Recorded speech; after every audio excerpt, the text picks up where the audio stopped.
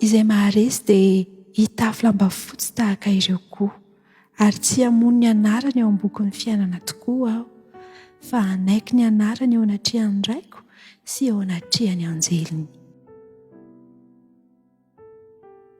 Miarabantsika rehetra ary namako isany manaraka izao fandarana tiantsika izao. Tonononao aminareo amintsika rehetra ny fahasoavan'Andriamanitra, ary tsy hiala amintsika mandrakizay izany fahasoavana izany. Torolalana omen'Andriamanitra ho antsika mahakasika ny fikosehana ny fahotana, fanadiovana ny fahotana ny voasoratra ao amin'ny Apôkalipsy 7:1-5. Io zany ilay afatra nomena ny fiangonana 7 tany Azia minoraka afatra, voatonona ho an'ny fiangonana Sardisy io afatra io.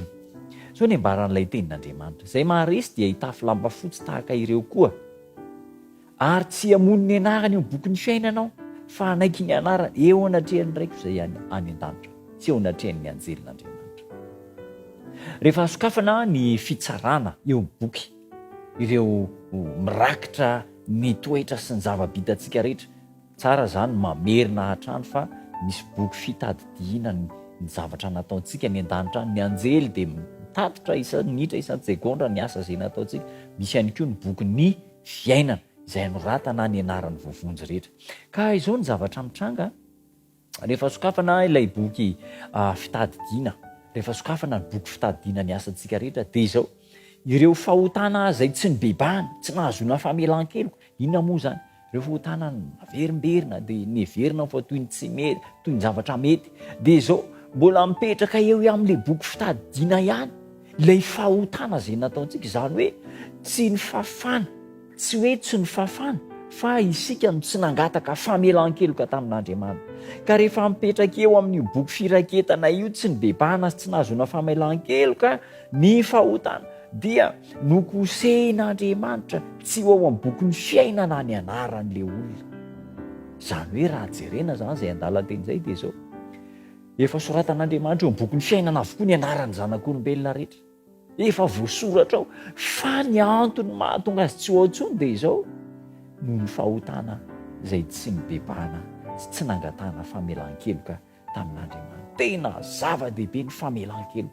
Zany mazava do zany hoe milalao fahotana ary namana isany, lalaovina ny fahotana, dia heverina ho toy ny zavatra tsara ny fahotana. Ho an'izay rehetra mibebaka marina amin'ny fahotana ka mitaky ny rano Kristy ho fanavotana azy amin'ny alalan'ny finoana, dia asiana soratra eo amin'ny fanandrifon'ilay boky fitadidiana hoe voavela heloka, mifanitsy amin'ny anarany ao amin'ny bokin'ny lanitra. Ary rehefa tonga piray famarinan'ny Kristy izy, dia hita fa mifandrindra, mifanaraka amin'ny lalàn'Andriamanitra ny fiainany io.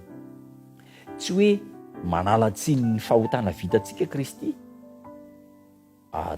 azavaina kely zany, tsy hoe Kristy tsy nanao n'io fahotana io, tena tsy nanao n'io adalàna io.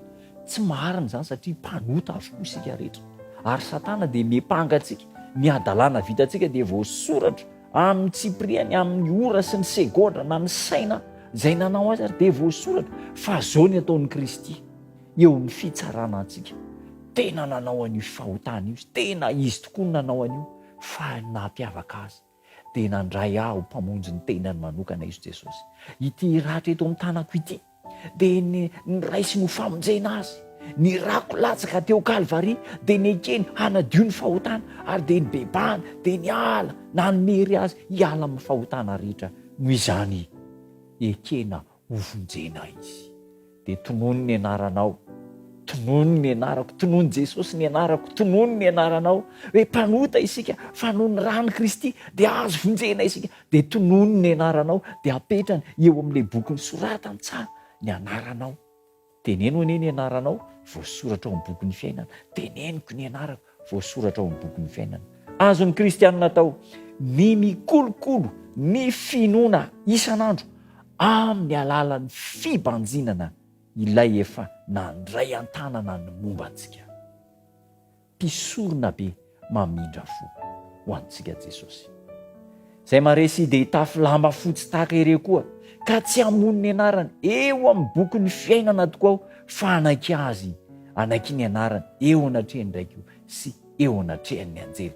Ho tanteraka aminao zany tsy maintsy ho tanteraka izany, manana finoana fa izany no ataon'i Jesosy ho tanteraka aminy, ho anao sy ny ankonanao, ho ahy sy ny ankonako rehetra.